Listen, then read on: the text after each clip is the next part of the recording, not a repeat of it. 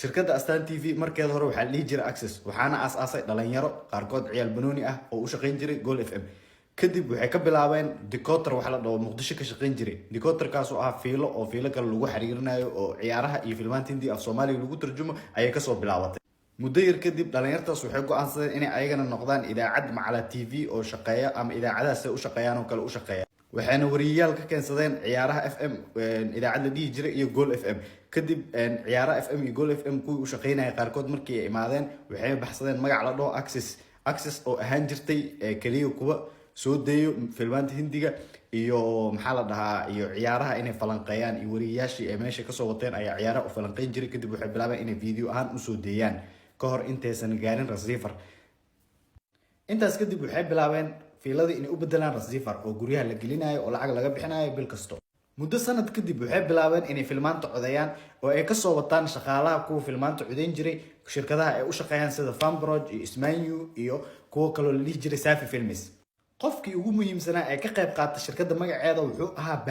Baabajey ayaana dhalinyarta kale ku soo jiitay magaciisa iyo afkiisa wuxuuna soo waday sida Yackow iyo kuwa kale oo filmaanta tarjuma kadib markii shirkadda kala kacday waxaa loo baxshay magac Astaan waxaana la wareegay systemkeeda wiil oo UK joogo systemkeedana waxaa laga maamulaa UK muddo kadib waxay Astaan heshiis u saxiixday qolo kaniisadaha lacag ugu aruuriyo ama ugu tabaruco waana qoladii soo waday Mudee ee Talyaaniga keentay qoladaas waxay ka dhisantahay Talyaaniga systemkoodana UK laga maamulaa waxaana xiriir ay la leeyihiin Israa'iil hadda ma aragti wiliga Falastiin qadiyadeeda ayadoo Astaan TV ay ka hadlayso ma ka hadli kar sababtoo ah maxaana loola galay heshiis ah inaynan ka hadlin afaarahaas shirkadda gudaheeda system waxa u yaala gabadha qurxan hadii oo ninka mas'uulka ah ka helo waa inuu u fuutisaa sidoo kale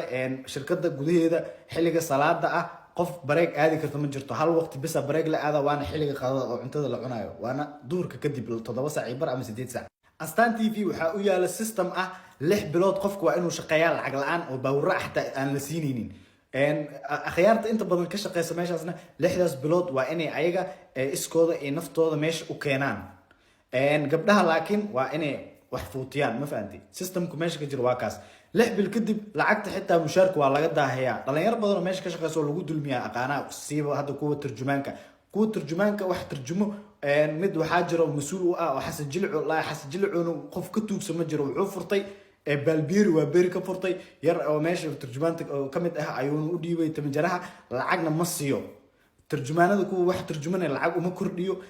mushaarku waa la kordhinaa hadii la dhaan wuxuu u diidaa wuxuu leeyahay wax loo kordhinayo ma jirto system oo aad u khaldana ka jiro hadii oo receiver Astaan ay leedahay gurigaaga ku jiro ogow in loogu tabaruco Israa'iil oo lacag loogu aruuriyo lacag walba ka soo gasho lacagta bixinaysid ma ogashaa in Israa'iil lagu bixi haddaba waxa aniga idin soo jeedin lahaa wixii aad ma ogeen oo shalay ka baxay laakiin hadda wixii ka dambeeyo receiver Astaan leeyahay qashin ku dar ee iska gub sababtoo ah waxa laga leeyahay ama loogu tabaruca lacagta Israa'iil ilmaha Israa'iil iyo dhibaatada Israa'iil ka jirto ayaana loo geeyaa Astaan ay gacana idin taag aniga wallahi bilaa Soomaali waa isku dhex jiraa wallahi wax walba hoos laga kala wataa ceeb Allah astur waxyaabo badan jiro Allah na muuti